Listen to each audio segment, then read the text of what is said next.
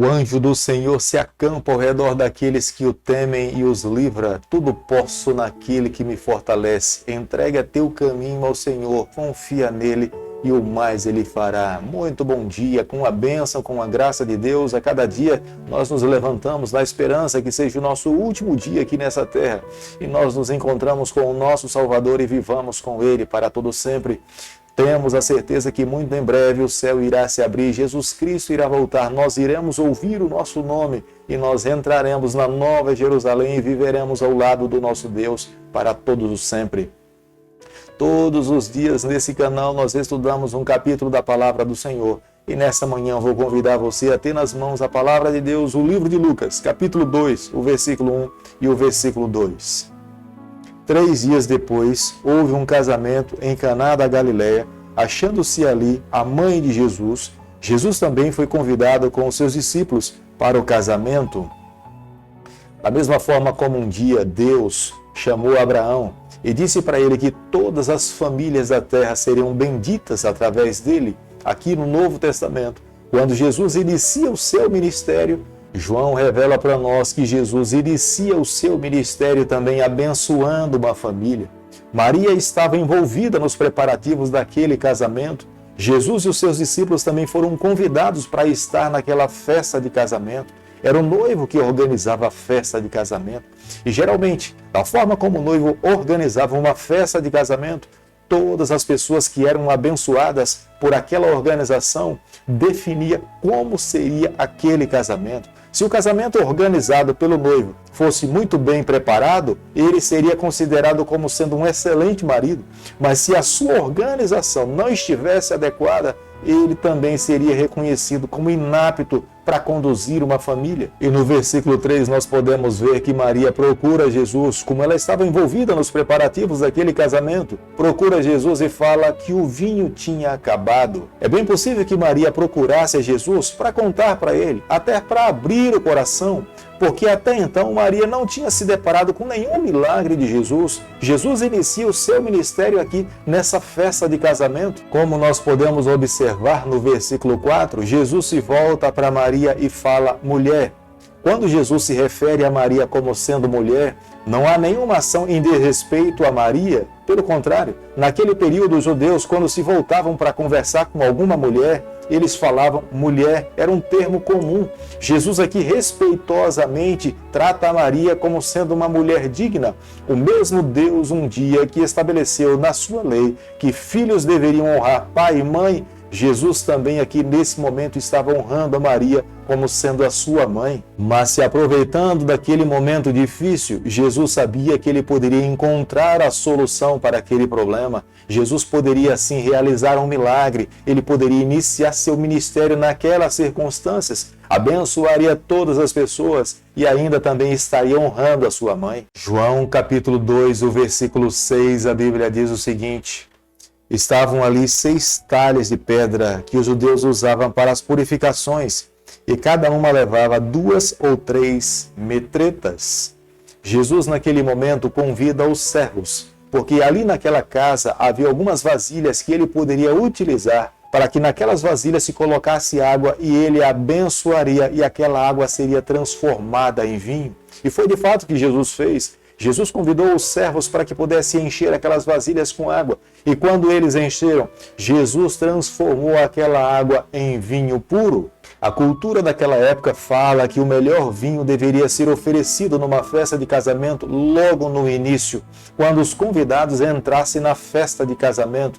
Mas como Jesus tinha sido convidado para aquela festa de casamento e Jesus realizou o milagre no meio da festa do casamento, já chegando ao seu final, o melhor vinho foi oferecido no final da festa.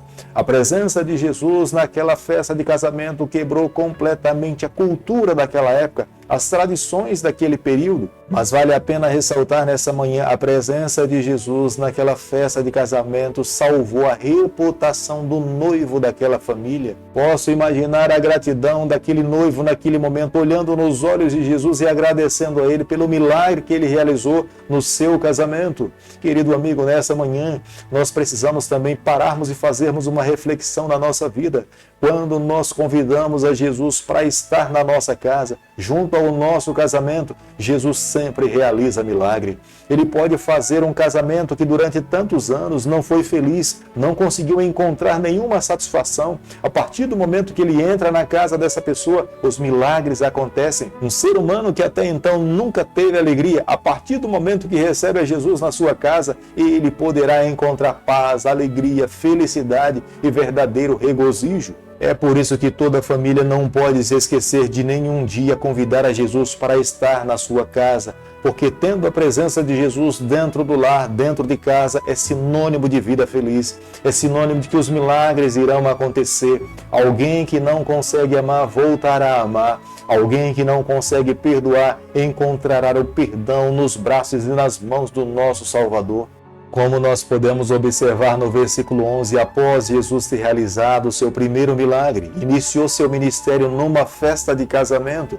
Os discípulos que estavam ao lado de Jesus passaram a crer em Jesus. Jesus gradativamente se revelava para aqueles homens que estavam ao seu lado.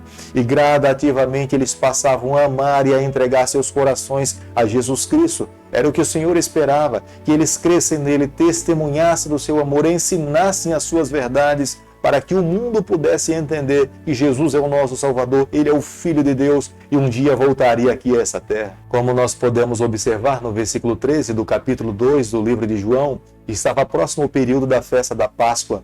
A grande multidão subia para Jerusalém com o objetivo de ir ao templo e ali também apresentar a Deus as suas ofertas e os seus sacrifícios. Era aquele momento festivo onde todas as tribos, onde todas as nações se dirigiam para Jerusalém com o objetivo de participar da festa da Páscoa. Era a principal festa dos judeus e Jesus também com os seus discípulos se dirigem para Jerusalém. E ao chegar dentro do templo, Jesus se depara com uma cena que ele não esperava que pudesse acontecer. Era um lugar para adoração, era um lugar para louvor, era um lugar onde as pessoas chegavam cansadas, feridas, e dentro do templo as suas avenidas da alma eram descongestionadas com a palavra de Deus, com o espírito solene e sagrado da cerimônia que deveria acontecer ali. Mas em vez de ter um espírito de adoração dentro do templo, havia um espírito de comércio. Os próprios sacerdotes e os levitas estavam negociando dentro do templo. Os adoradores chegavam com os seus animais para apresentar ao sacerdote, para que pudesse ali oferecer um sacrifício ao Senhor.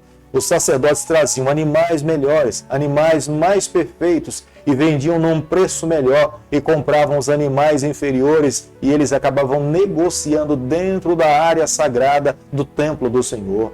Quando Jesus Cristo colocou os seus pés ali e se deparou com essa cena, é o próprio Cristo que reage e expulsa aqueles comerciantes de dentro do templo, porque ele sabia que dentro da casa do Senhor era um lugar para adoração, era um lugar para entrega, era um lugar para viver uma vida voltada para entender a vontade do Senhor, e eles tinham desvirtuado completamente os objetivos sagrados em que o templo foi construído. O Evangelho de João, capítulo 2, o versículo 19, a Bíblia diz o seguinte: E Jesus lhe respondeu: Destruí esse santuário e em 3 dias o reconstruirei.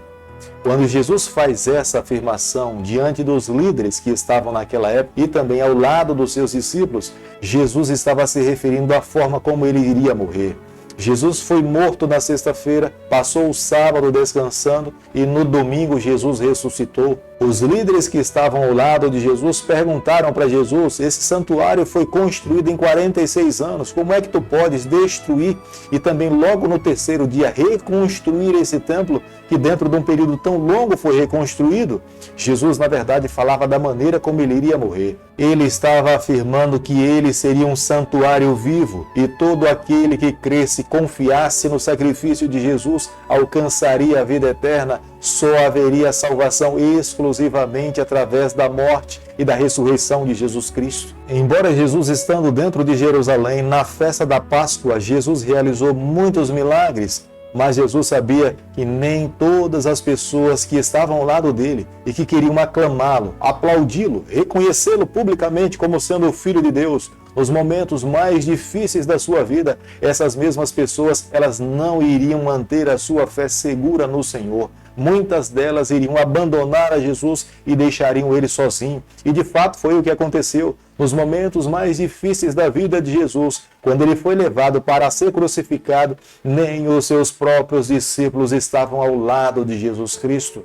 Jesus sabia perfeitamente da inconstância do coração humano. Muitos estão firmes em um momento, mas logo depois a seguir, numa turbulência da vida, aqueles que se dizem ser homens cheios de fé acabam perdendo a sua fé. Mas Jesus sabia da sua missão, da sua responsabilidade. Ele não poderia desistir, mesmo que alguns em alguns instantes não continuassem crendo no seu ministério. Ele deveria persistir, ele deveria ser perseverante, ele deveria morrer morte de cruz, ressuscitaria no terceiro dia, e aqueles que crescem em Jesus alcançariam a salvação. Jesus viveu nessa terra como um ser humano. Embora sendo divino, Jesus se contextualizou para alcançar o coração de cada pecador que estava vivendo na sua geração.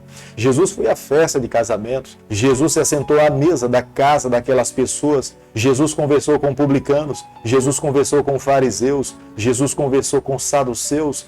Jesus publicamente conversou com mulheres, Jesus abençoou as crianças, Jesus, na verdade, veio aqui a essa terra para revelar ao Pai. Jesus mostrou para nós que Deus não faz acepção de pessoas. O desejo de Deus é que todos os seres humanos que se encontram nessa terra possam abrir os seus corações, os seus olhos e vir em Jesus Cristo a única porta que poderão alcançar a vida eterna. Não é diferente, amigo, dos dias em que nós estamos vivendo. Nós precisamos abrir o nosso coração, nós precisamos aceitar ao Senhor, nós precisamos permitir que Ele seja o único Senhor guia da nossa caminhada. Querido Pai, em Tuas mãos nessa manhã nós nos colocamos. Queremos viver exclusivamente para o Senhor. Toma o nosso coração, perdoa os nossos pecados, nos conceda a graça de estarmos com o Senhor por toda a eternidade. É o nosso pedido e a nossa oração, e nós fazemos em nome de Jesus. Que o Senhor te abençoe e te guarde. Que Ele faça resplandecer o seu rosto sobre você. Que Ele tenha misericórdia de você. E sobre você nessa manhã Ele levante seu rosto e conceda a sua paz em nome de Jesus. Amém.